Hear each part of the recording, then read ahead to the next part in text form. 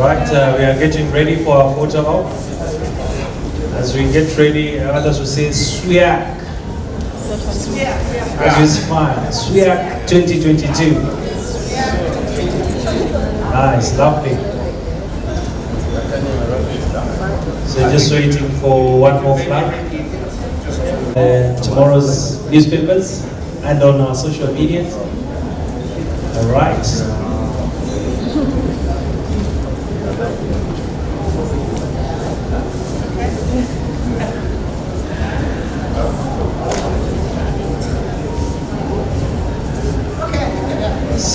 Sorry, madams, yes. Let me just make a turn.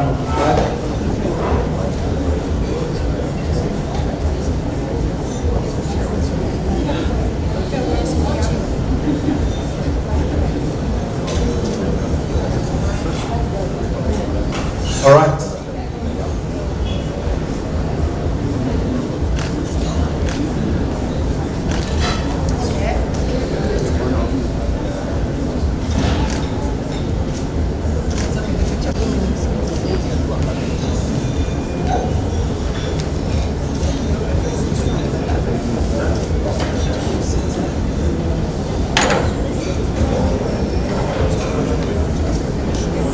I hope you're capturing all of it. Photographers, we are good. Excellent. Thank you very much. This is a forum, the Swedish-East African Chamber of Commerce.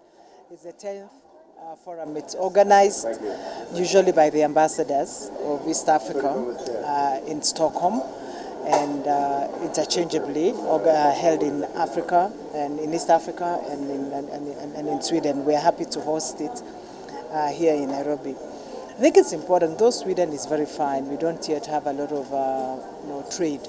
Total trade with Sweden is just a bit over 10 billion shillings each year. But it's a critical market that we need to develop. And one of the ways you develop the market is by ensuring that there is exposure and that there is awareness of each other. So this Chamber of Commerce has been very, very helpful in exposing East Africa and East African products to Sweden. The theme for this session is on digitalization, and that's obviously a very critical subject for all of us. We've noted that Africa is, still fairly underserved with internet, but we've seen a great increase in digital services being made available both for government and by the private sector. So this was an opportunity that we can utilize to explore partnerships between Sweden and East Africa in this particular line. Last year we focused on green and especially green and green urban development, and out of it picked up a lot of ideas for technologies that we can utilize in our country. So it's a very beneficial forum. Thank you. So will you see more maybe Swedish farms, ICT Swedish farms setting up this in the country? And have you signed maybe some partnership with them? We're currently, first of all, there are many Swedish firms that have set up in Kenya. I remember my first phone was an Ericsson, so firms like Ericsson. But we also utilize, their services. Many of you utilize Spotify, for instance. Those are Swedish investments. But we expect that during these forums, not only will you see more investment, but also partnerships, because Kenya also has very sophisticated business people. So it's really a question of building up the partnerships between East African businesses and Swedish businesses. Yeah. Maybe some companies shown interest in setting up these companies here. Yeah, they are. They always do. We already have Swedish companies set up in Kenya. I can't. I'm not able to. I can't sort of tell you the number. Yeah, there's Scania, there is IKEA itself, there is Ericsson. These are companies that are already resident. Yeah, the banks. Yeah, ABB. So there's quite a few companies that are already present here in Kenya. But maybe for later we can give you the whole list. Yeah. Yeah. Probably, could you possibly just specify, for instance, I understand there is an e-commerce forum whereby the planning to digitalize the platform. But then again, is that specific group that probably you're targeting having that actually understand that already there's digitalization across the world? But then again, are you targeting specific individuals? Like for instance, as we head towards election, we do understand the most challenging sector are those in the rural sector. So do you have any specific group that you're targeting as you do this? No, I think this is a service that you offer to the whole society. I think what happens, obviously, when you're dealing with different segments, you will work on different solutions. Now, the Kenyan, I mean, like I've mentioned before, and we all know it, East African firms have come up with a lot of different technologies and different apps that are being utilized, say, in agriculture. There are apps we're utilizing in health. There are apps we're utilizing in education. So you will tailor the apps and the services you require to the different segments you're seeking to serve. Yeah. Maybe Madam CS, just a quick question from what is the take home for small businesses who aspire to one day work with Swedish companies and of course tap into the greater region when it comes to expanding their businesses? Go for it. I mean, really, if you're a company wanting to work with a partner in Sweden, we encourage it. And the embassies, both Swedish embassy here in Nairobi, as well as our East African embassies in Sweden, are very keen to ensure that those collaborations take place. So reach out to government and let us know what you need. Yeah. What does about the low-hanging fruits? I know you are discussing 5 materials, agri-tech, edu-tech. From where you sit, where are the opportunities lying, especially? I mean, all those are possibilities. I mean, we've seen what we've done with fintech, for instance, but there's still space to expand and increase services. We've seen what we've done in education.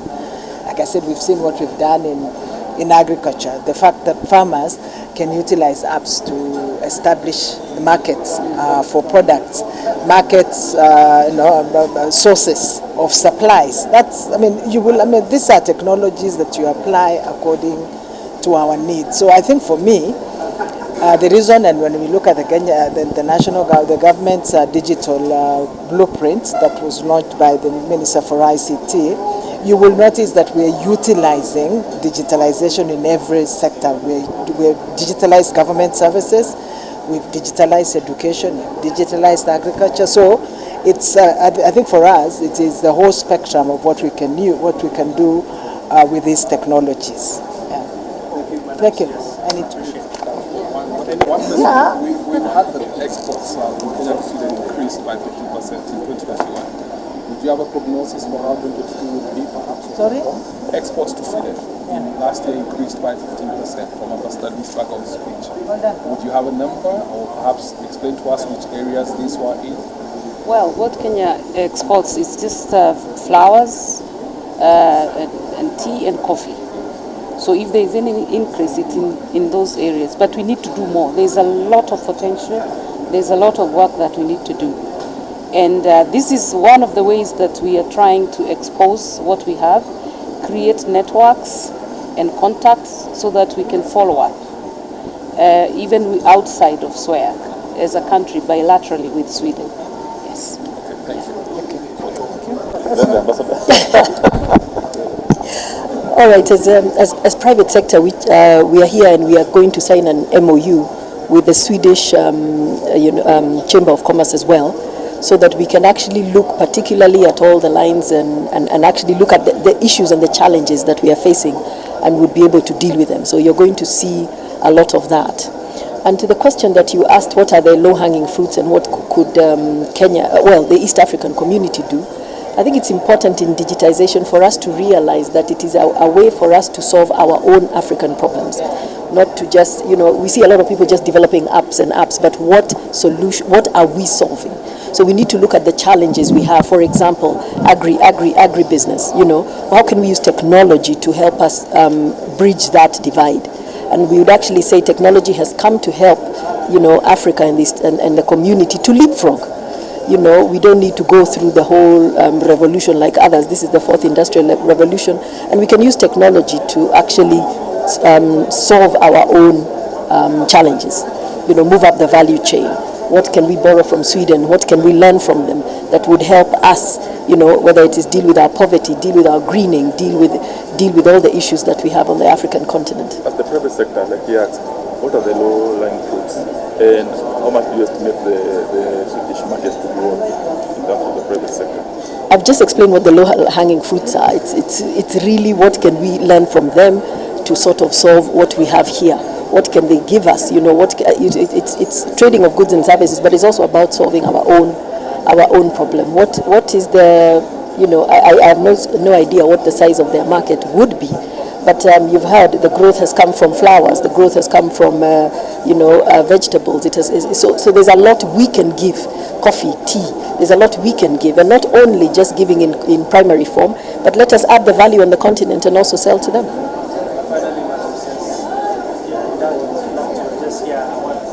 Thank you for the question. There will be no specific signing unless it happened without my knowledge. I'm not quite sure. We are working to finalize a memorandum of understanding with KEPSA, so we hope to finalize that one before we leave. Otherwise, it's more to create partnership, both with the governmental part, the private sector part. We have been very well taken care of and hosted by the government of Kenya, and we have worked with KEPSA, the private sector. So for us, it's much more to try to establish even more networking, more collaboration, and try to find the specific cases. Not keep it as a delegation, but that we really try to get partners coming together, customers and sellers. So to find the specific deals. So the question is good, but I'm sorry I can't say yes to that one today. Maybe the Work in progress. The 150 euros go to which sectors have you earmarked for the 150 million euros? From the EU? Well, we have not earmarked anything. We usually don't work with earmarks, but we hope that there will be opportunities also for our companies to come in and take a part of that. And we already have companies working in fintech here, for example, taking advantage of the very qualified workforce that Kenya has. And I think somebody reminded me yesterday of the importance of services also, service exports. It's not only products, but in this area, there is a lot of opportunity for, there's so much development that needs to be done, and Kenya really has a good workforce there, so I believe that's an area that should be further explored. Thank you. Very good. Yeah. All right. Thank you so much. Thank you. Thank you so much. Very nice to have you. Right, members of the press, thank you for your time. We'd like to allow our VIPs to break off for tea break. Then the rest of us, we can join in and get through the next session. Thank you. But then, because it's us, no. And what to see you soon again.